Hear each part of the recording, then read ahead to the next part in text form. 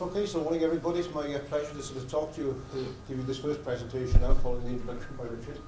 And a while ago I was asked to give you a title, and it's the title there is What is Printed Electronics? That's what's billed for you. And I had to add to that and some research challenges that they present, being coming from the university as such.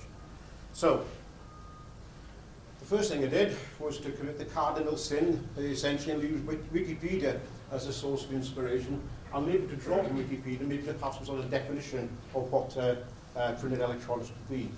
And so really what it is to look at applying appropriate printing methods and inks to create electrical devices and or components on various substrates. So that you can argue is a definition of what the printed electronics could be.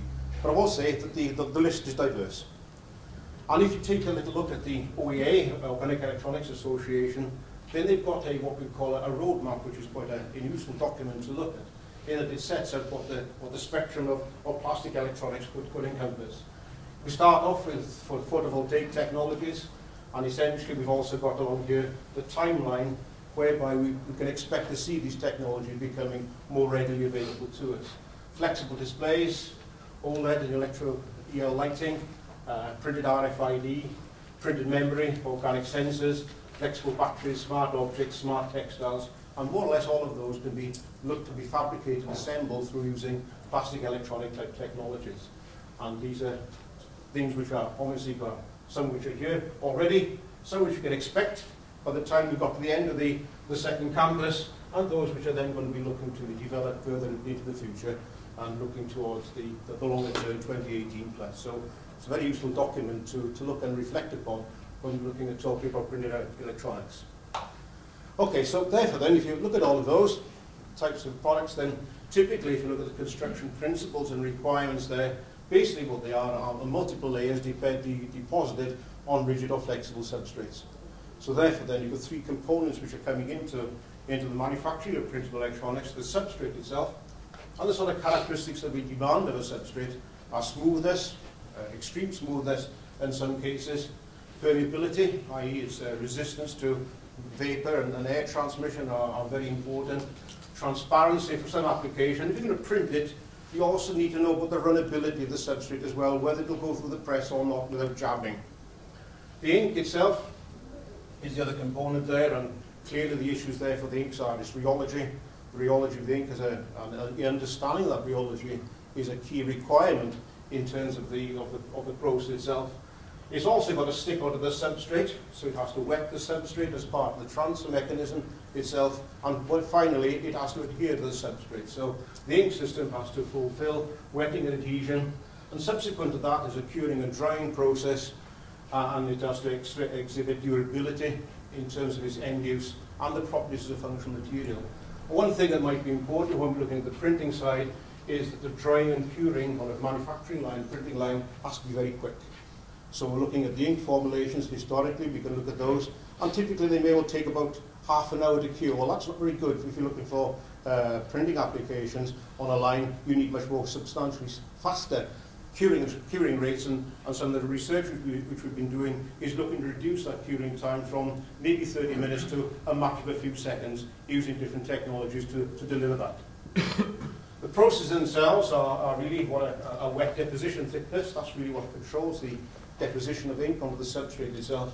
And there we concern ourselves with issues of resolution, how fine we can print the features, if you like, what the registration are. If you have multiple layers, we have to align those multiple layers over each other. So registration are key challenges there. Speed, and ultimately again, if you're looking for longevity of production run, then the consistency of that process, producing many thousands of components of printed images, is also an important consideration there. So therefore then, if I like white printing, what are the opportunities that printing offers? So the sort of thing that we can highlight there are the issues of it's essentially a low-cost process.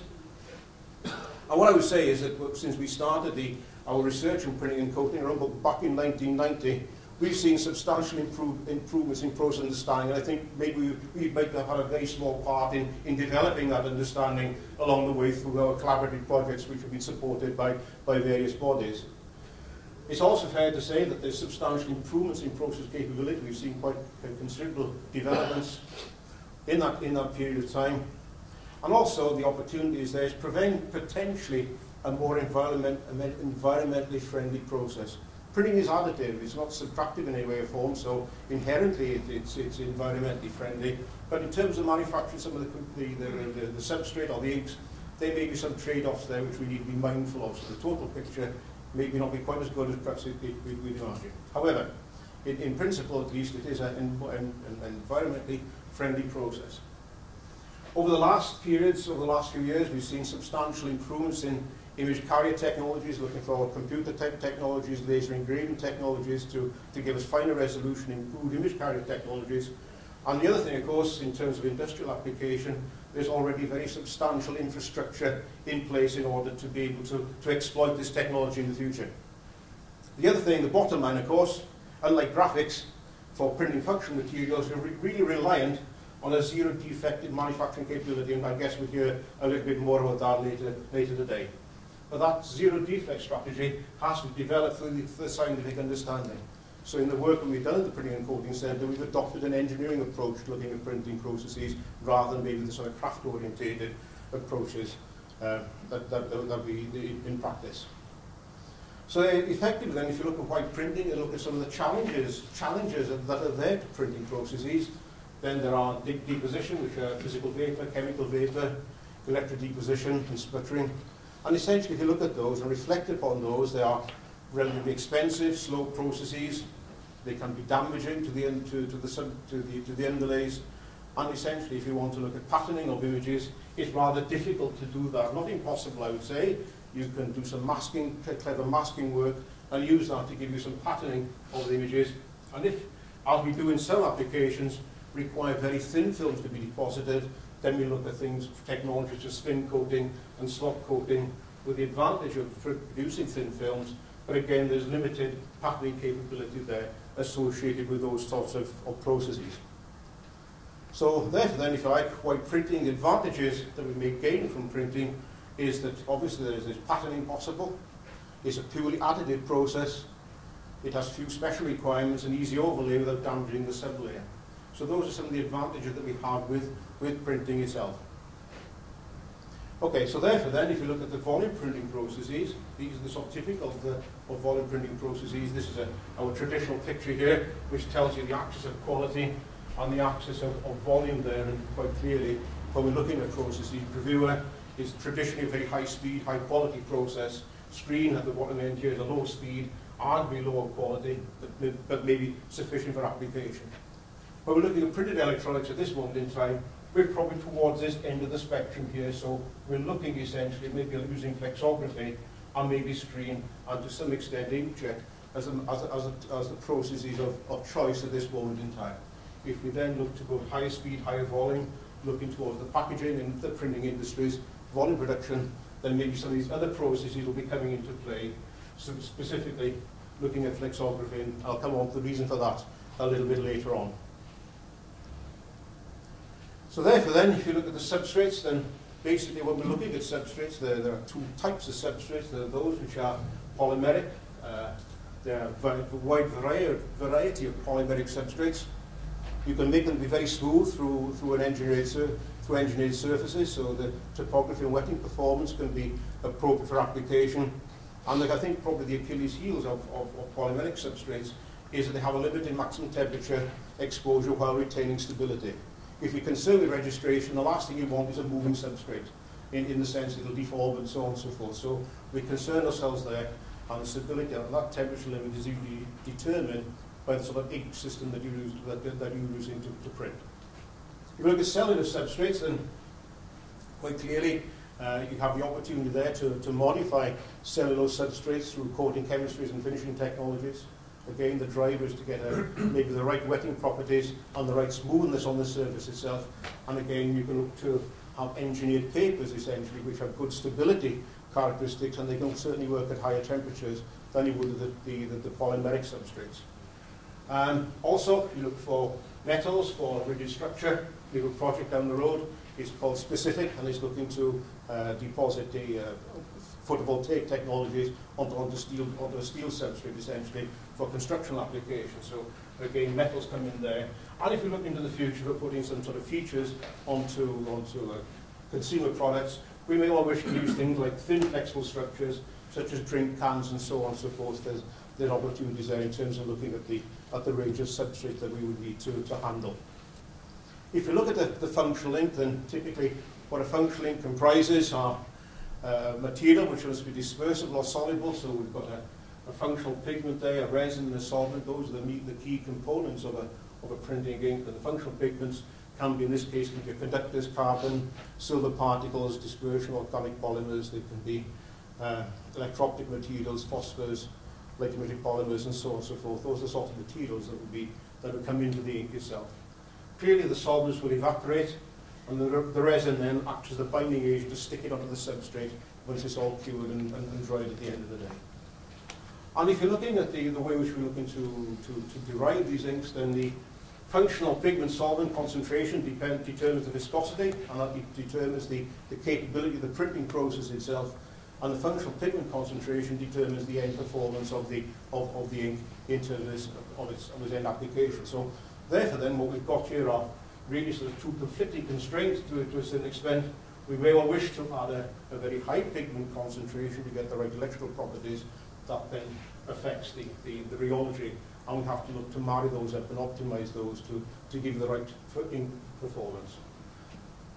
At the bottom here, I'd say this is a completely different issue, but in terms of functional ink, we can also look at biomaterials, enzymes, antibodies, DNA, proteins, and so on and so forth, but that's an entirely different presentation if we come to look at those sorts of technologies. If you're looking at the processes, inkjet is essentially it's very versatile. It's a completely digital process. You can image as you would want. The attraction for that in terms of a developmental tool or prototype manufacturing tool is it's a very low quantity of ink required. If you're looking at the reel-to-reel type technologies or the volume technologies, then the ink requirement is much more substantial. And if you think of buying inks, they can be very expensive, is what I would say. But essentially, at the end of the day, inkjet has the opportunity to make use of very small quantities of ink. So therefore then, in terms of its application, it can be used for batch production and slow production methods. I showed you the picture of the picture in terms of volume and quality a few slides ago. And it's really, it could be used as a method for fabricating demonstrator and prototype type products. So if you like, if you look at inkjet, some of the limitation of inkjet essentially is accurate patterning. And this is a nice little picture here which shows you that typically we have droplets which are 20 to 100 micron diameter, and what we can end up with printing with inkjet are a series of blobs, and that gives you inconsistency of feature dimension, and consequently will have an impact on the electrical performance of the component produced in that way. There are very severe constraints in terms of the rheology of inks for inkjetting. There are those, the one requirement is there, it's driven essentially by the physics of droplet formation at the end of the day, and that determines what the rheology should be. Typically it's 10 to 12 millipascal seconds, but has to be less than around about 30 according to the manufacturer of the equipment, and the surface tension is typically 0.2028 to 0.033, and generally less than 0.06 meters per meter. So those are quite stiff constraints in terms of getting the rheology of the ink right in order to facilitate the droplet formation by the inkjet itself, machine itself. So therefore then what that comes down to ultimately is you've got a fairly low concentration of functional pigments, so if you want to have high good electrical performance, then that can be a bit difficult to achieve. Typically the silver content for printing silver inks is less than about 20%. And essentially, as I mentioned to you before, it's got a fairly low rate of deposition. Flexography is versatile in fine feature printing. Essentially, and the big advantage here is the fact that it is in here you can print lines in any orientation. Many electrical component products have tracks and gaps associated with the circuitry, and the advantage of flexography is you can orientate those any way you wish. That could be a constraint on some of the other printing processes which give you what we call a staircase line pattern, and consequently you don't get uniformity of section. The other advantage of this is it's a fairly short train that's incorporated into this. I'll show you a slide in a few minutes of what a schematic of a flexo press looks like. And so therefore then it requires a very small quantity of ink to prime the system in comparison, shall we say, with an offset process.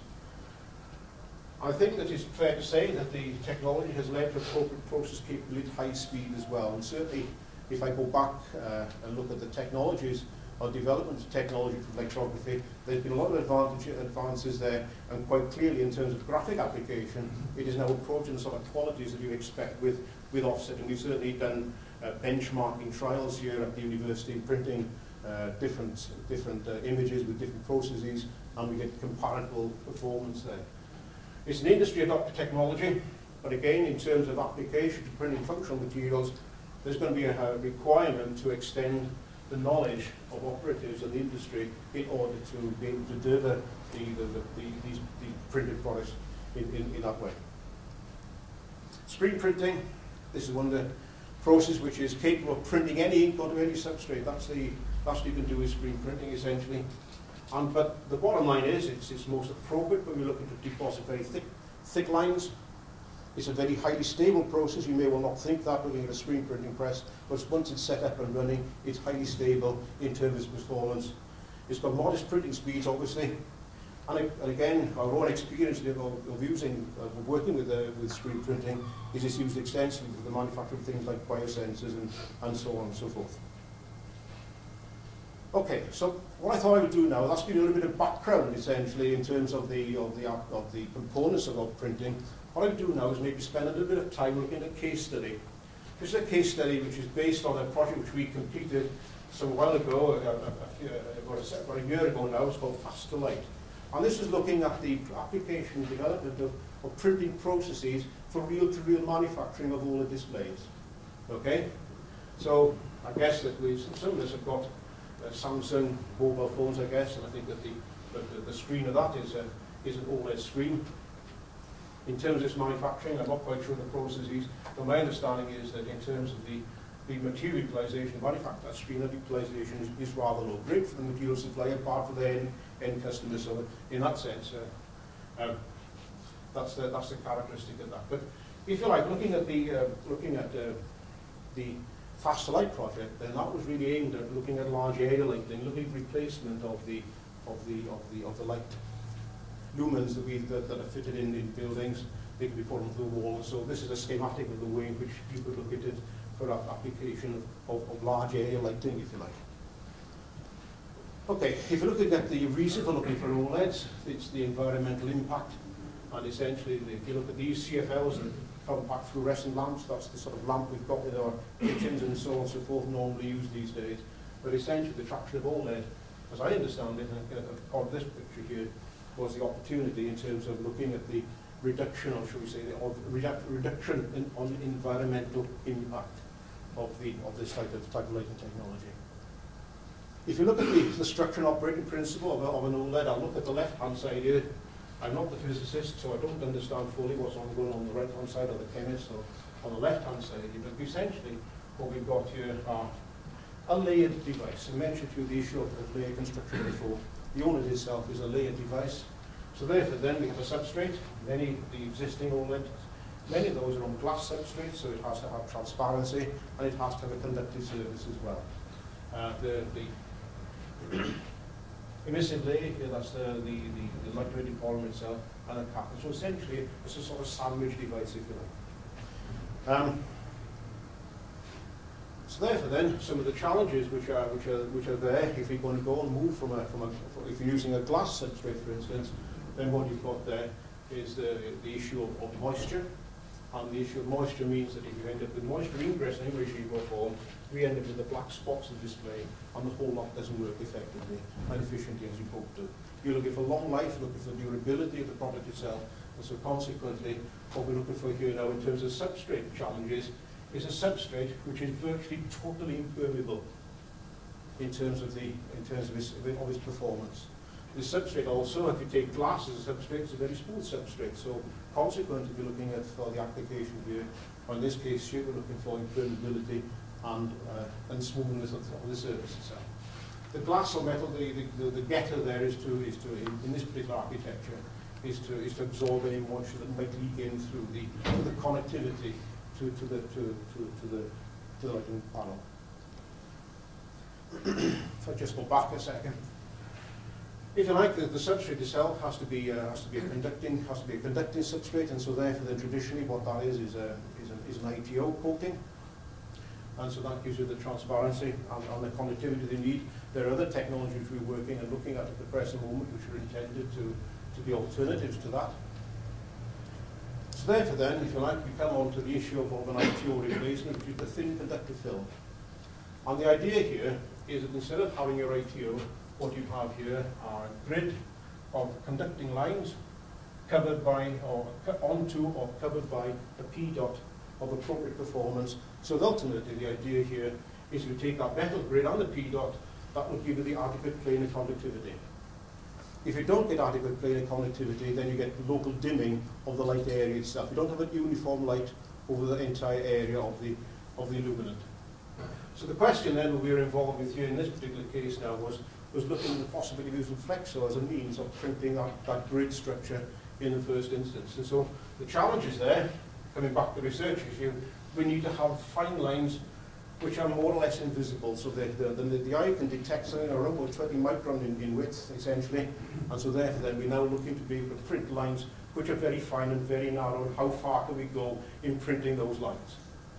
Also, the performance, the electrical performance essentially, so when we're looking to print the conductors, then quite clearly we need to have the right electrical performance of those conductors in the first instance to give you an overall adequate planar conductivity. So therefore, what we're doing is substituting an ITO coating with a coating with a composite layer comprising conductive grids and a P dot overlay. Okay, so what I'll focus upon is looking at the principle of these grids and how we can look at the technologies to require and develop those technologies to achieve reliable printing of those sort of grid type structures. The flexo process, well, very briefly, what we've got in the flexo process is quite clear the substrate. We've got a plate cylinder here, we've got the impression cylinder here, and we've got the analogs there. That's really what it is. That's the entire train.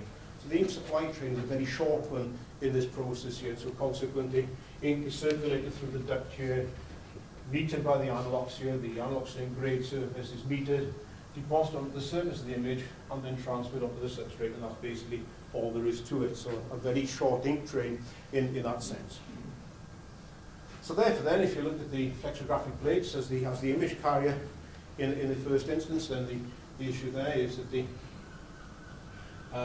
this imaging technology allows us to print lines or tracks or features in any orientation we wish. It has little or no impact on that. The other thing that might well be important from looking at the ink is the fact that the plates themselves can be formulated using different photopolymers which are there to be compatible with the solvent system that's in the ink itself. And finally, there's also alternative imaging technologies which are available to us as well. So effectively, if you like, looking at the digital plate technology in terms of printing those sort of features, this is a typical dot which has been exposed through the normal route of making flexographic plates, image exposure and washing off and so on and so forth. This is the computer to plate dot. And if we look at the printed features available from those sorts of technologies, this is a picture here which shows conductive lines with the conventional dot versus those produced with the digital dot, with the digital plate technology. So quite clearly, those on the right, extreme right-hand side, are those which give you much clearer features in terms of the geometry of the dot itself. The connectivity of the circuit may be a little different, that's another matter. But if you look at this graph here in terms of line width on the plate, typically on a digital plate we can achieve a line width which is around about 30 microns on the plate itself. That's what the imaging technology allows us to do. Because we've got gain mechanisms there, then typically that will come out to a printed line width which is around about 80 microns. Maybe a little bit wider than perhaps we like, but nevertheless that's the sort of thing that happens. And in terms of understanding why we go from a 30 micron line on the plate to a 80 micron image line on the substrate, That's a subject of research in terms of understanding the fundamentals of what happens in the image transfer process in that instant where the plates and where the image and the substrate come together and then separate immediately afterwards. And that's a key issue in terms of the fundamental science that we tend to tackle, when we look to tackle within the laboratory environment. But in terms of end application here, that's what it means in terms of the end application. There are other advanced technologies in terms of plate manufacturing. We can look at cylinders, plate the image carrier, which is coated, manufactured in the round. So it's very precise. One of the issues of flexographic printing is effectively the consistency of pressure that you have between the components there, and consequently there are advantages in terms of manufacturing everything in the round in the first instance. Other technologies, imaging technologies, are those whereby we can take our plate, we can have a dot, which is the top surface of the image carrier is featured in that way, or is flat, and so on and so forth. So again, those impact upon the ways in which the image will be transferred onto the substrate and the consequent quality of that printed image. So again, those new technologies are available to us and being explored.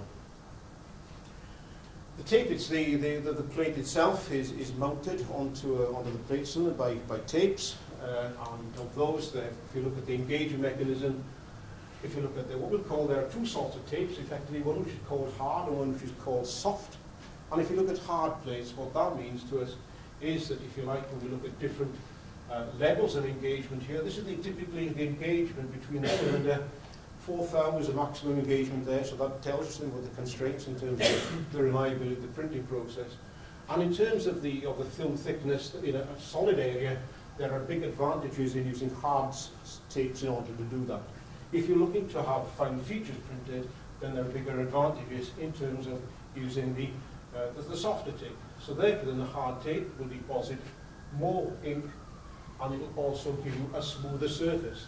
The smoother surface being important when you have the next layer to be built up upon it, because the preceding layer then gives you a rough surface for the succeeding layer if you're not very careful about how you go about that. So therefore then, if you look at the analogues itself, that determines the ink supply. So we look at analogues, and we can put this under the white light interferometer, and typically what we get are images of that nature. These days, with laser engraving technologies, we can have different sorts of open areas and depths of cylinder. We can have different sort of profiles to those engraved surfaces, and therefore then they have different ink release mechanisms in order to feed ink onto the plate for the subsequent printing processes. So these are a couple of example images from work which we've done. Typically, we've got here an engraving which is 500 lines per inch, and an engraved cylinder which is 1400 lines per inch for an analogues, on the analogues. And these are typically lines which are 50 micron track and gap, 50 micron track and 75 gap, and you can see here what the benefit is of using the finer engraving. So clearly it will give you the much more distinct features in terms of the line geometry itself, but the disadvantage is in terms of the thickness of line that you actually deposit at the end of the day. So those are typical of printed. The printing direction, I should say, is in that direction there. So this is aligned with the printing direction. That is diagonal to the printing direction. There's also other features which are transverse to the printing direction. Those are not included here. But these are examples of looking how analogues determines the ink supply to the system.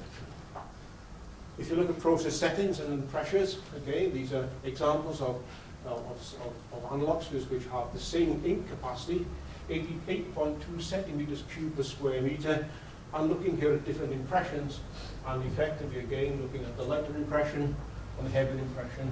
And what we see here with the lighter impression is a more distinct line, thinner deposit, thicker line, but less distinct in terms of features. So therefore then it's a matter of looking to gain that physical understanding of what happens in the transfer of the ink from the image carrier onto the substrate, and the mechanisms that are taking place there that effectively squash it out between the image and the substrate itself.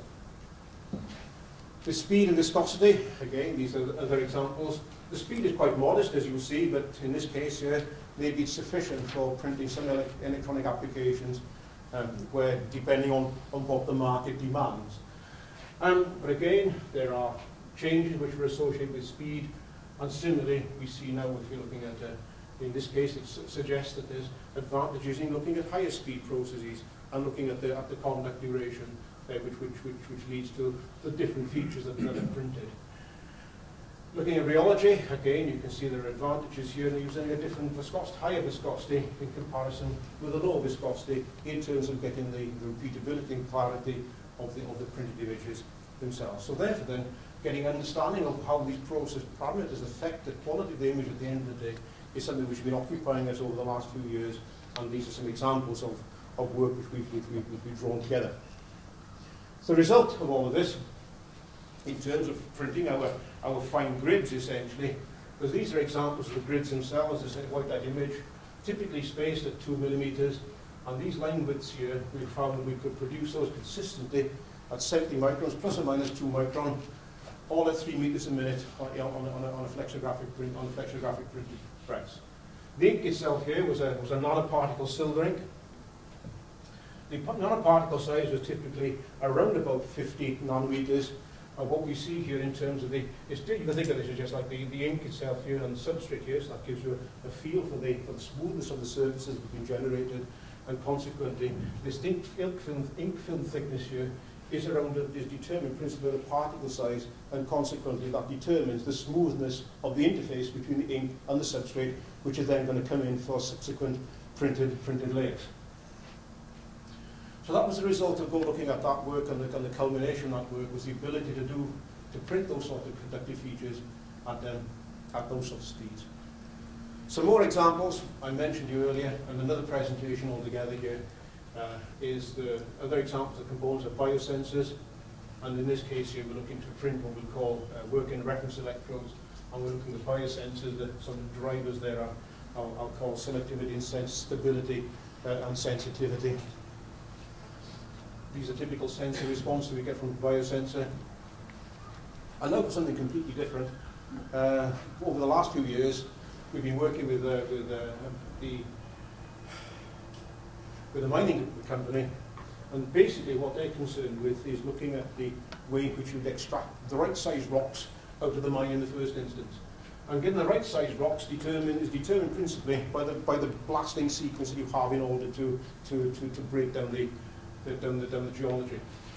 And I think that, I'm not quite sure, but effectively the conventional, so therefore then, when we come to a blasting sequence, it has to take place in a certain sequence in order to give you the right rock breakdown essentially.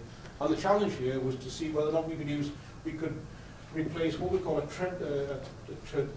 conventional delay with a printable delay, which would fulfill that same delay purpose. So therefore then the sequence is determined by the reliability of these delays.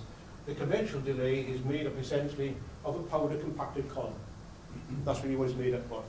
And so therefore then you initiate the burn of this, it goes whizzing to the end there, and the length and the duration of this burn, the duration of the burn determines the delay, and that then initiates the blast in the mine itself. That's really what it does. So the challenge here was to look at the way in which you could have instead of having this packed polymer powder, would have a printable surface here, a plain printable strip. You could take it out onto the site where you'll be manufacturing these, where you'll be using these delays, and consequently the issue here was developing a pyrotechnic ink which had controllable properties. And so typically then what we did there was to look at screen printing as an application technology. It was a fairly heavy deposit that we needed to make in order to do that. And this is an example of a printed line. It's very much a research type of activity. And that feature there is now a picture there of how the thing burned and how repeatable that process would take place. And I think that's more or less got me to the end of what I wanted to say. So what I'm trying to do is to say, well, yes, set the scene, what's printing about, and maybe to illustrate some of the challenges of printing functional materials through that particular case study, principally on the Fast to Light project. And I don't know the support that we received for that particular project and such. I'm stopping there.